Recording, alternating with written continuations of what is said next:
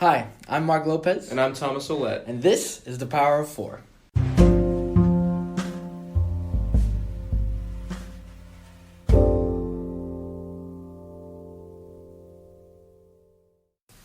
How are you doing, my man? I am tired. Me too. My God. I'm exhausted. So, last night was Halloween, and we were at Miss Velez. Mrs. Velez's Halloween haunted house thing. Yes. And it was pretty awesome. It was great. It was super so cool. A lot of people came together. A lot of people didn't come together, but yeah, true that. a lot of people did. The real ones came together. The real ones. And for those real ones, we wanted to give you guys a quick shout out. Austin Ryder, Chris Thompson, Abigail Riles, Paige Burge, Chloe Coward, Chris Zayas, Kevin Kibbe, Allison Garrison, Leah Rivera. You guys were honestly awesome last night. Yeah, it was. So it was awesome. So, we were all in our own rooms. We all had our own thing going on. Mm-hmm. I was expecting when I got there, I was like, oh, I'm gonna be a creepy clown, or I'm gonna be like a monster or something. Nah. So if any of you guys listening have ever seen Silence of the Lambs, there's a guy in it called Buffalo Bill. He's this dude who he's a guy. Yeah, I know. But he thinks he's a woman. And so he likes to dress like a woman, and he puts his victims in a hole. He gets large people. He puts them in a hole in his house, and he starves them to death and then wears their skin later. Ooh. So I was that guy. Yeah. I didn't wear the skin, but I definitely dressed like a girl. For sure. And it was so funny because there would be moments where people actually thought it was a girl in that room. Because Thomas would kind of like cover himself to where you don't see his face. Yeah, I turn around first. All I was wearing was wearing the wig. I wore a kimono. I was shirtless. I wore a kimono and some shorts. And when did you keep yelling at me? You kept going, I need sustenance. Yeah, so to cope with the costume, I spoke like this. The entire time. It was until we actually... No, but listen, I wish you did, because, bro, that was so funny. The whole time... I wasn't trying to be funny, bro. I was trying to scare somebody. I was like... Well, obviously, I knew that you were going to do that, but other people probably didn't, you That's were going to scare them. But I remember it was like a good 20-30 minutes. We were just getting ready, getting prepared, and Thomas was just yelling out in the house, just going like, I need more clothes. I was like, I would just walk up to people like, I need your juices. Give them to me. I don't know where I am. I hit my toe. It was so funny. So what I would do is I would turn around, and this is a very thin kimono, right? So you could see through it. Basically, my tits were out. No, but so I was turned around, and then they'd open the door, and then they'd see me, and there was a few times they're like, damn. I was trying to do like the if you guys have seen the new Joker movie, the way he dances in that, I was trying to do like a creepy dance, and then I would turn around and then they'd see me. My favorite is when he's just like, oh, and then you turn around, oh, that's a dude. Yeah, no, that was because they see me, they're like, damn, and then that was my favorite one. The guy literally goes, oh, that's a dude. I loved it. One little kid thought I was a pedophile. That's what he thought. Oh, yeah, and I remember my door was closed, and all I hear was, pedophile. He thought that's what my costume was. Not that I was, some weird dude. Forget everything. Pedophile. He's just in this house. He's like, whoa, why do you guys have one? He tells his dad. His dad walks. He's like, hey, why do you have a pedophile in here? What is going on? But other people that were also in the rooms, we had our friend Chloe, and she was the nun. She did a really great job. She did really good. So the way it was there was a hallway, and it was like 3 feet down the hallway. There was a door, and then there was another door, and then there was another. You go right and you go down the hallway again. And there was another door to that hallway, but so. Our friend Leah was at Silent Hill, I believe. Something like that. She was at that first door. My door was right next to Leah's. And then at the door all the way to the hallway was Chloe. And there was a pretty decently lengthy hallway. And the whole thing about Chloe is that she was in so much makeup and stuff that People didn't think she was like a person. Yeah. Though she was a decoration or something. So her whole thing was she would just stand next to like all the other mannequins or whatever. Yeah, and just stand there like perfectly still, and then they'd be like, "Oh, it's just a creepy room." Then, as they're leaving the hallway to go back out, Chloe would just run at them. Yeah, they would have. She'd like, "Oh!" Yeah, pretty much. The tour guides would make them turn around, and she would bang the walls and stuff. Bro. But Mark's little room was great. He was in the bathroom. Thank you. So, adjacent to my door was Mark's door, which was the bathroom. Yes. And the door was always the bathroom door was always closed. The tour guide would stop at his door and have someone open it. He goes, "Hey, someone open the door. Someone open the door." And some people wouldn't open Some people refused to open the door, but when they do open the door, it's like they think there's something's going to be like on the other side. Exactly. So they're peeking in. But what happens is Mark is on the counter in the bathroom, and this is hard to explain without them seeing it or with other people. It's a little difficult. But he would basically like he'd be standing on the counter, and he'd like lean forward and prop his hands up against the door, and just scare them and just freak them out. And then he'd drop down and just like. Yeah, it was a lot hit the shoop and stuff. And, yeah, every single time they would leave and they wouldn't know what was going on, Thomas would go, "Mark, hit the chute," and I just hit the chute. Oh man, but oh no, yeah, it was a lot of fun. It really was, and she was not kidding. When we did the interview with her, she said that the line gets pretty insane. Mm-hmm. She was not kidding. She was not. It was insane. She was not exaggerating a little bit. The line got pretty crazy. We kind of started around 7. Yeah, I was supposed to start at 6, but 7 really was where. And then at 9:00 we took 5 minutes, and oh my lord, dude, it was just. We were all so tired. Yeah, by then. Yeah, I felt bad for Leah because Leah just kept screaming. Oh my god, dude! No, everyone's voice was just gone, and so I looked outside. I looked at the line. I was like, damn, there's really that many people out there.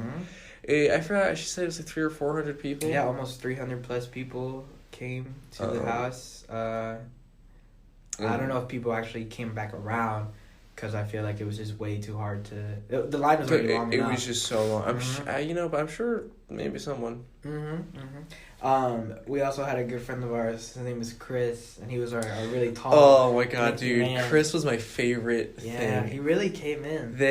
Strong. The whole thing was they made their entire kitchen, like a butcher shop for like bodies and stuff, and our friend Chris was wearing like a pig mask and a apron, and he was just a bunch of like fake cutlery, and he in the chainsaw, and he was making pig noises and stuff. Yeah, and it was strong. It was strong. Dude. He would chase them around the island on the in the kitchen.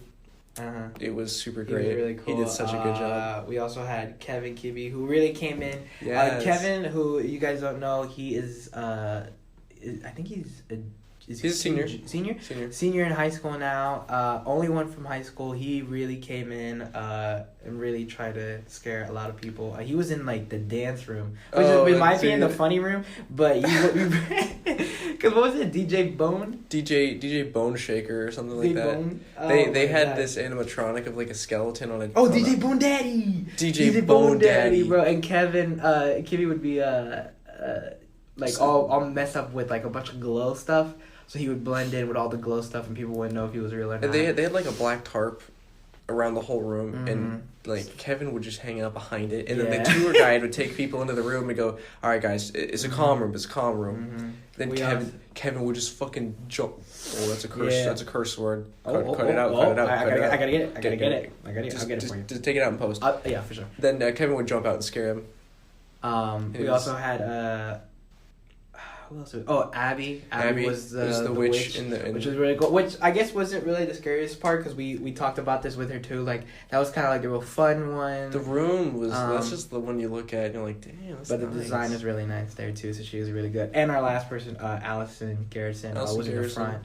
She was originally, I think, was supposed to be with Leah. Yeah. And then they switched her in the front of the room. And Chris was outside. And Austin was outside too. Yeah, Chris and Austin were outside. I remember Austin came in and he was like, anyone want to do door duty? We're like, I don't think we can switch roles, man. Yo, imagine if I just went here to the bathroom like, we're all dressed up like for our things, but dude, I didn't have too much makeup on me. I had tons of makeup. I had like red lipstick and stuff and eyeliner. Well, it looked like I was in an action film last night. Because I went to go take a shower and I washed my hair. I immediately took all my hair and I just wiped, bro. As soon as I felt it, bro, just red. Oh just my god! And then you just see the drain. It looks like. And then I was like, oh god, bro. It took me about an hour to get all this up. But it was a lot of fun. So anybody who did come around to the house, thank you, and I'm pretty sure Miss Velez also appreciated people out there coming out, and especially like I said, the names that we had just said. One thing that was pretty funny though, they got so it was Miss Velez and her husband. Mm-hmm. Her husband got us a ton of pizza, like he really came in of pizza, and the thing was we all ate in the kitchen. And if you remember, the kitchen was the place that was like the butcher shop. So we're eating this pizza all around this like blood and body parts. And it was hard to eat. And then, dude, I felt the same way. Like every single time I would drink my water, I would never want to put my water in anywhere because I didn't know where to put it. Like, should I leave it here? I don't even know. But it was a lot of fun. And Thomas and I had a lot of fun. So also... if anybody is definitely interested, I know we're doing this forever in advance, but it honestly, this house is so well done and so well made, and I feel like it'll just continue to grow and grow and grow, and more people will be able to come, or be interested in coming. It'll be like obviously like an annual thing that happens around the city. So, if there are people who also want to be a part of this, you can hit us up and let us know, and then we can kind of jot down some information and then kind of like a list of people that would like to, because we had a nice group of people that with us, but I think our biggest thing is like the more people you have, becomes so much scarier, so much better, and if you guys are interested in that at all, you can hit us up at mtpower4@gmail.com. You checking the email, Mark? I've been checking the email. Yes, have you? When was the last time you checked it? I checked it 2 days ago. Check it now. So you see, maybe they've already sent us a message. You know what? Now. You're right. So hit us up. We'll give you any information. Definitely in the year to come, for sure. So me and Thomas have been rewatching all the Spider-Mans that we've talked about. And right now we're kind of in the middle of watching the Amazing Spider-Man. We've watched them so out of order. Mm-hmm. We watched 3. We didn't even finish 3. No, we didn't. But it's sad because 3 was like, we were really liking 3. 3. Then we watched Amazing Spider-Man. Then Spider-Man. Okay, so far it's like go ahead. We watched 3 and we're like, okay, it's got its like bad parts, but at this point the bad parts are like funny bad. Mm-hmm. And then it was like, it's a pretty good movie though. Okay. An Amazing Spider-Man, we're like, this is trash. Oh yeah, the Amazing Spider-Man, I don't know, but it doesn't hold up as it used to. Then we watched Spider-Man 2, which is the best one. So far, still the best. That's my favorite one. Your favorite? My favorite one. Train scene can't be. Spider-Man 2, definitely is my favorite, but I don't know. Because now I think about the first one. Mm-hmm. I really like the first one. First one is really good. We haven't even seen that one though. We haven't. That's gonna be the last one. Exactly. See how it stands. But we started watching Amazing Spider-Man 2. Yes, which so far within the first 15 minutes. It was the first 20 minutes. If you get out the part with his parents at the beginning, it starts off so strong. It's so good. Really good. It's so funny. It's really good. He's so funny. Andrew Garfield's so funny in the beginning. Oh my god, my favorite part is where he's covered in like soot and dirt and stuff, and Aunt May comes into his room, and he puts himself in his bed. He covers up so she doesn't see the Spider-Man suit. She goes, "Peter, why are you covered in dirt? Your face is filthy." He goes, "Oh, I was cleaning the chimney." And she goes, Peter, we don't have a chimney. And he goes, what? So yeah, my favorite, and I totally forgot those parts were in there. I love the part where he's like, he's like, they're in the alleyway or whatever, and then the cops are chasing the guy, and then he turns around last second, and then the cop car just hits him, but then all you hear is just Peter go, oh! And then the car hits him, and then he's fine. No, he's fine. But I mean, yeah. So it's like that part, really good. As soon as they introduced Harry, I was like, okay, this is why the movie sucks. It's because of this guy. Mm-hmm. Not the actor himself, but he's really good. The part that he plays. So far that's what we're in the middle of right now. I don't know which one. We're gonna try to get to Homecoming. So we finished this one and do Homecoming. We're trying to get to Homecoming, and then we still gotta do Far From Home, Spider-Verse, and the first Spider-Man. And then I think we're done. Oh, well, we could watch Venom. I guess that counts as Spider-Man. I haven't watched Venom. You haven't seen it? I haven't. Well, you're not missing too much. All right. I don't think it's as bad as everyone is. Okay, no. So remember the whole thing with Venom was Rotten Tomatoes and the critics were like, this movie sucks. That's what I kept hearing. So, but then the fans were like, no, it's pretty good. It's definitely not great. It is good though. Okay. Not as good as it's not as good as it should have been because Venom's like a really my favorite thing though that I see all the time on Instagram is it would be like a caption and then Venom would go, he's got shit you've never seen. yeah. I don't know what that's about. The thing is there was some you could definitely tell there were parts of Venom that there was a huge chunk that was taken out of the movie. And it's like, you can tell that there was something that was supposed to be there. Oh, yeah. There's huge character development that just happens for no reason. And it's like, where was this before? The whole movie takes place in, like, a night. That's why I have a lot of trouble, especially Marvel movies entirely, because they have so many cutscenes that are so good that could have really helped the movie, and they just don't add them in there. I don't know what it is, but it's weird. It's definitely really weird. Yeah, so I think Tom Hardy, obviously Tom Hardy's great. And he's a fantastic actor. He did a good job. And, but no, it definitely, like, Venom's a super popular character, so the movie wasn't as good as it should have been. Would you say that he's not Spider-Man's main villain. No, but would you say he kind of went the opposite? You know how, like, there was always somebody who did a Marvel character, and then it wasn't really good, and then they became somebody else, and it turned out good for them. Mm-hmm. Like Green Lantern, and then he did Bane, and then he did Venom. Oof. Would you say it was the opposite over here? I think Dark Knight Rises is just a bad movie. So do you think it was fine? Like Venom was a better... I think he did a fine Bane. I didn't like Bane in the movie. Cause I liked him as Bane. I don't know if I liked the actual Bane. I think he played a good Eddie Brock, you know. I mean, Eddie Brock doesn't really have a personality. This is the one thing that really killed me with that movie is like Venom's entire character is based off of Spider-Man. Everything he does is because Spider-Man did it. That's how he gets his powers, you know? It's like the reason Venom can climb walls and shoot webs is because the suit belonged to Peter first, and it absorbed his spider powers and gave it to Venom, or gave it to Eddie Brock when he put it on. Oh, you know your stuff. And his whole character is how he hates Spider-Man, and he wants to murder Spider-Man. He's not a hero.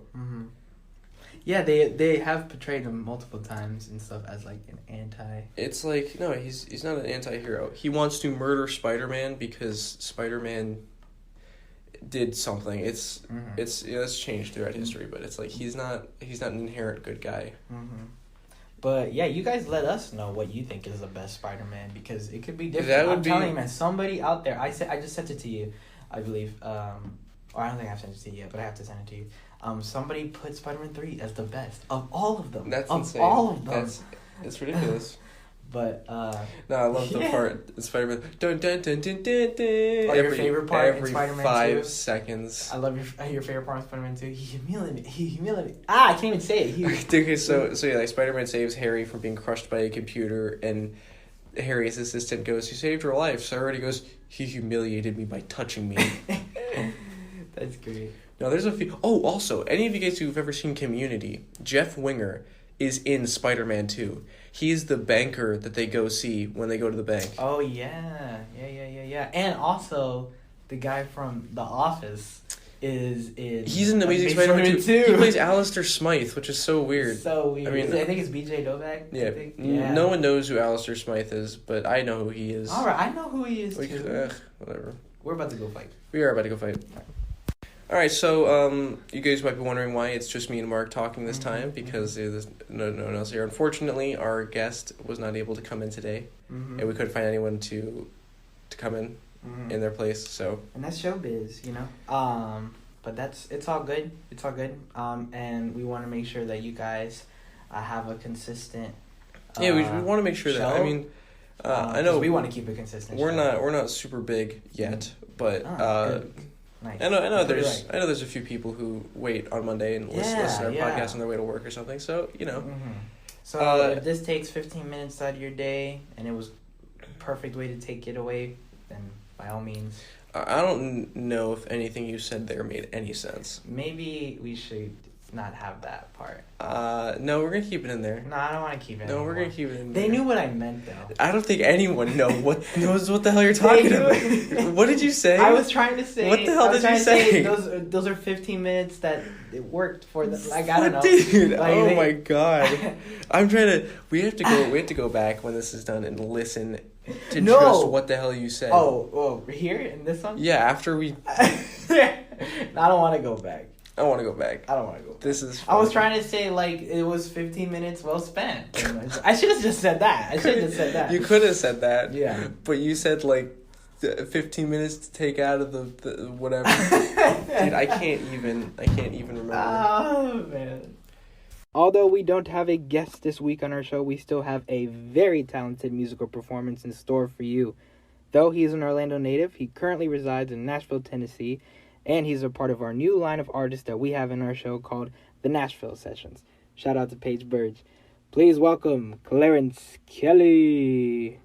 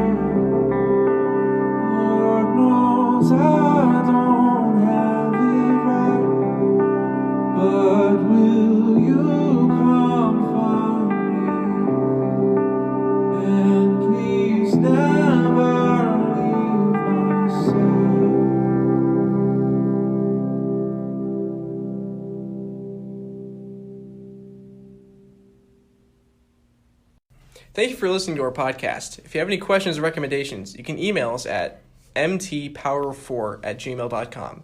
And find us on Instagram also at mtpower4. Once again, I'm Mark Lopez. I'm Thomas Olette. And this was The Power of Four. You can download us on Spotify and on the Apple official podcast. One take. One take.